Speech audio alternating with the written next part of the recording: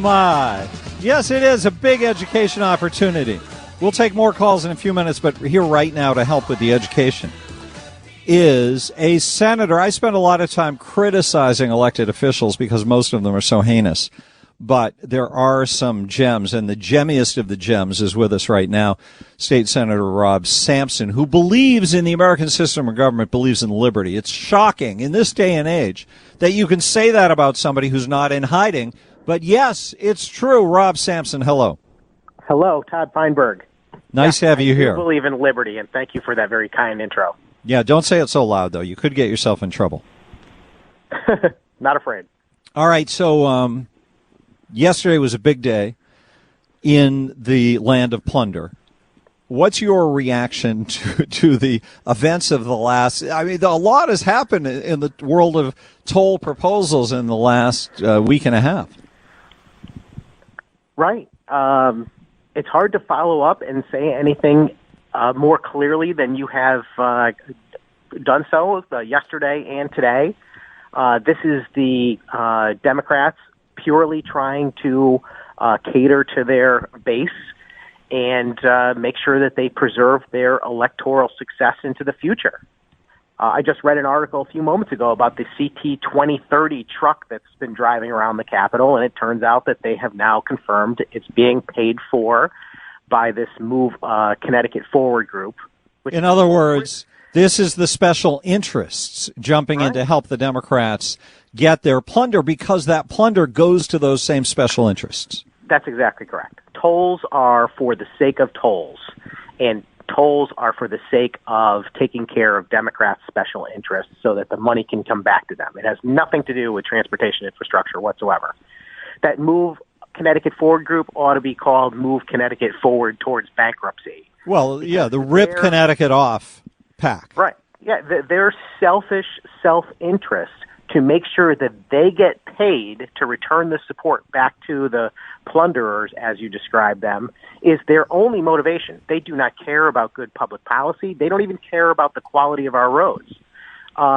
Yes, but why would we expect them to? Our mistake is that we're so innocent, we expect our elected officials to care about those things. Yeah, I mean, that's the difficult thing. I just met with a group of veterans this morning, and I was having the same conversation. I said, most people expect that when they elect people, they're going into elected office to serve their communities, to represent their constituents, and to write good public policy for their benefit. But sadly, many people in public office, it ends up being a game about how they can maintain their power, stay in office. So they start writing public policy that has nothing to do with their constituents back home. It's all about how do I make the Republicans look bad? How do I make sure that I am taking care of the groups that are going to feed my campaign and my election next time? And that's what this is. The tolls thing is ridiculous. The whole toll scheme that was in the governor's plan only amounts to 10% of his entire plan. I said to him when he came to speak with the Senate Republicans, I said, so, Governor, you mean to tell me you could do 90% of what you're saying in this plan without ever putting up a single toll? And the answer, of course, is yes. But you're talking about last week's plan, the revised desperation plan. That is correct. And so if how little it's going to be when it comes to truck-only tolls.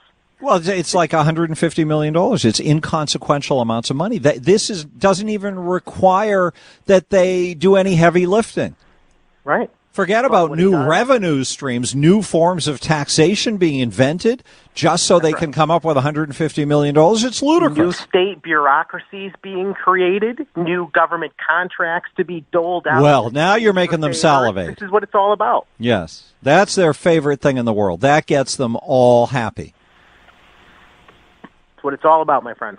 So how do you say, I'm concerned that I'm kind of big and bombastic the way I describe this, and some people might sit and be amused, but they might think, oh, that guy on TIC in the afternoon, he exaggerates. It can't be that bad. They can't be that bad. I met my state rep. He doesn't seem like a bad guy. She seems like a good lady. She wouldn't be out to hustle us. Yeah, well, of course, I mean, they're nice people. They wouldn't get elected unless they came across as nice people. I just did a function with the Waterbury chamber the other night, and there was maybe 10 or 12 legislators of both parties there. But you can't believe what they say. there were Democrats. I sat at the table with a Democrat representative who I will not name, who tried to tell the people at the table that the last budget contained no tax hikes. I mean, it's ludicrous. I'm like, you can name the tax hikes off the top of your head. Have you read a newspaper? Have you turned on the radio? Wait, who said this? Tax, the bag tax, the new car tax. I mean, it just goes on and on. It's probably the grocery tax? Did you mention the grocery tax? Right. It's just, I mean, but you have the nerve to sit there and tell people there were no taxes. How can you even look at people in a straight face and say that? Who was it who said this? A Democrat state representative from Waterbury. And how do you think they learn this? They certainly don't come into office. Their first election, they win. They're all wide-eyed and innocent and proud. They get to walk around that noble building, and they have a desk in it, and they have an office, and they have like half a person for a staff, and they feel like they've made it. They have a key to the restroom. What happens to them that these decent family people turn into accomplices in the big crimes being committed in the state government? I think they're just weak. If I had to nail it down, Todd, I would say they're just weak. Yeah, but I mean, what into their position, and then they have to believe it because they can't look at themselves in the mirror and say, "Look, I got bullied. I did a bad thing." They have to start to believe the garbage that they've been told. Yes, but that's what I want to highlight. What is the force that overtakes them? I have no idea because it doesn't overtake me. So no, but I mean, it never struck me as such a big deal that my Republican colleagues or my Democratic colleagues in Hartford would be upset about something I said or how I would vote. Right. Why would anybody care? Oh, Sampson believes in small government. Sampson believes in protecting the people from getting robbed. And you're an anomaly, but why should they be upset? That's your prerogative. And basically, they now understand that, and they take you in stride, don't they?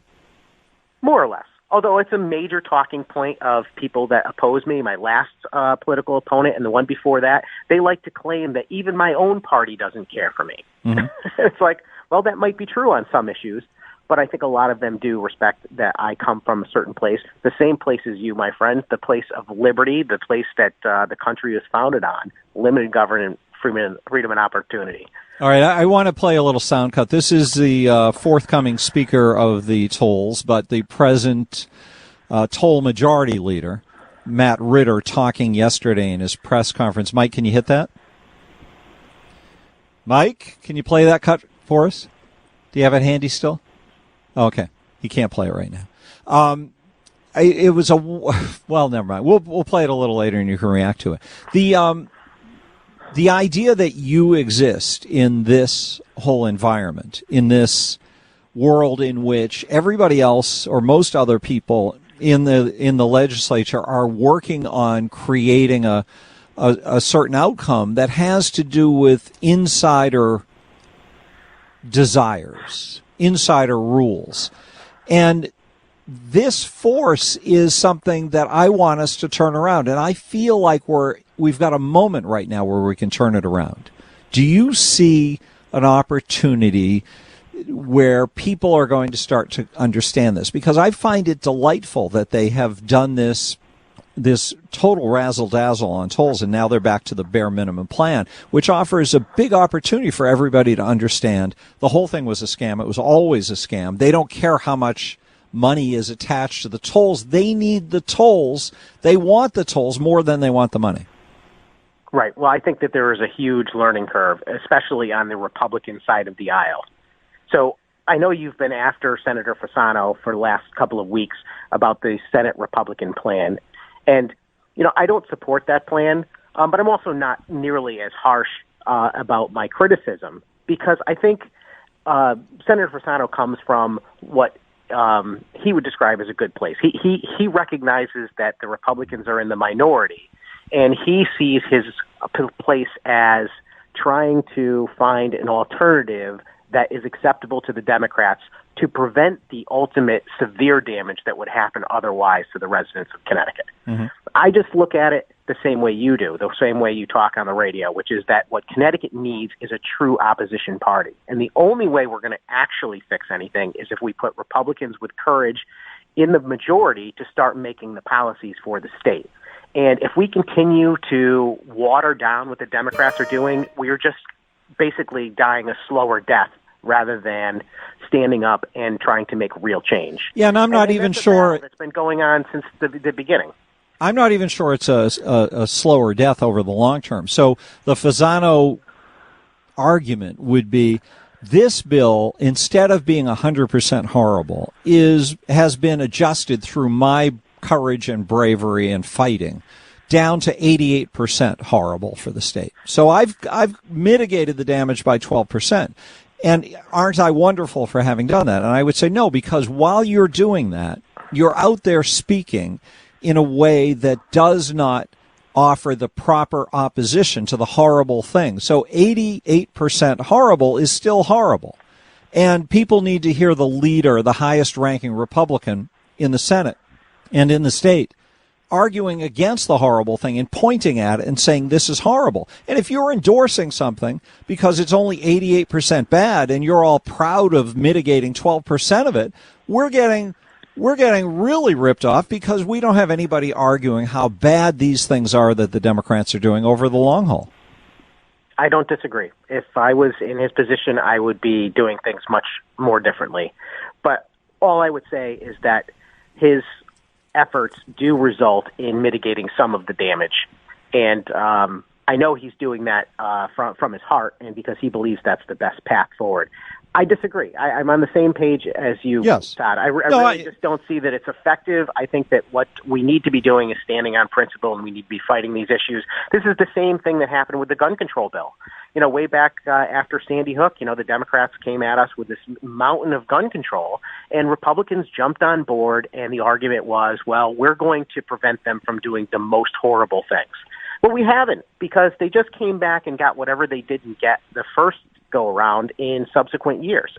And that's all that's going to happen here. And meanwhile, the arguments don't get made. The Democrats have the only message that gets out.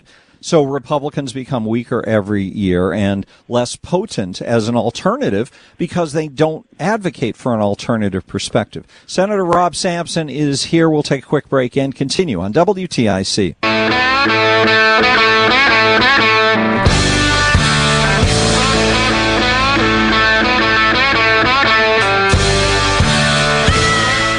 State Senator Rob Sampson is here. The most logically rational, patriotic believer in the American system of government in elected office in Connecticut that I'm aware of. Rob, thank you again for being here. All right, listen to this Matt Ritter cut from yesterday. This is pretty funny. And this is the kind of ragtime they talk all the time. That's the reality. Trucks do 80% of the damage, and they pay nothing in Connecticut. You hear that?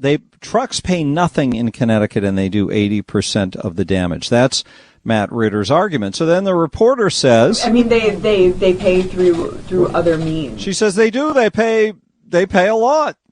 They pay their fees. Yeah, but they don't pay nearly what they pay in New York, New Jersey, and Rhode Island through those other means. Oh, so nothing is not Connecticut should get what New York and New Jersey gets? I don't understand this, Rob. Where do they get these arguments? Just keep talking, Representative Ritter, because the more you talk, the more you are damaging the brand of your party, and the more likely Republicans will pick up seats next November. That's a wonderful answer. They don't even learn. I mean, I don't know what makes them think that somehow they're going to convince all of these people across our state who have become so outspoken. There's a movement. There's a website. There's a petition. There are signs everywhere. There's my friend Hillary with her yellow knit hat. Hillary Gunn, she's getting famous. Yeah, I mean, you have all of this happening, and they just don't learn. They come back day after day with a new toll plan. Keep talking, Matt. Keep talking. Well, you've been telling me for months that you didn't see much chance of tolls passing because you are in touch with people and you could sense the level of resistance and how powerful it was. Do you still have that feeling? Yes. Well, I mean, they've been after tolls for multiple years, Todd. Yes. This is the closest we may have gotten, but also the farthest. Because I think the greatest push has been on legislators to support tolls, but the greatest pushback has occurred also.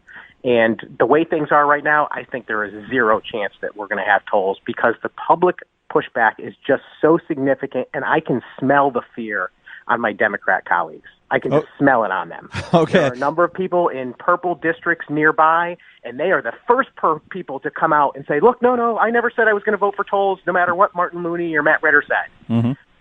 And that's the greatest indication we have. Are you at something else you wanted to bring up? I forget what it was. Oh, I just wanted to mention the League of Conservation Voters, which is a major lobbying group in the state of Connecticut, which claims to be an environmental organization. Mm-hmm. They came out with their annual report and their grades for legislators.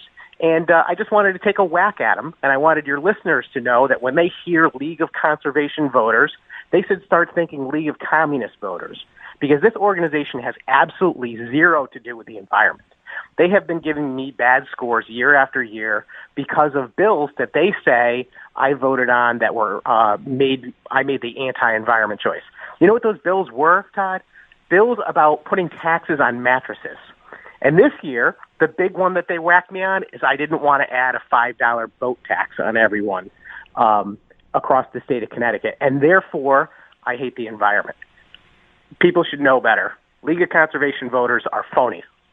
All right. Well, that's good to know. There is that Southern Poverty Law Center that has made a great business out of pretending to be looking for hate groups, but really it's a liberal organization that labels anybody who looks too formidable on the conservative side as a hate group for believing in the American system of government. So it sounds like you've got the same dynamic going on here.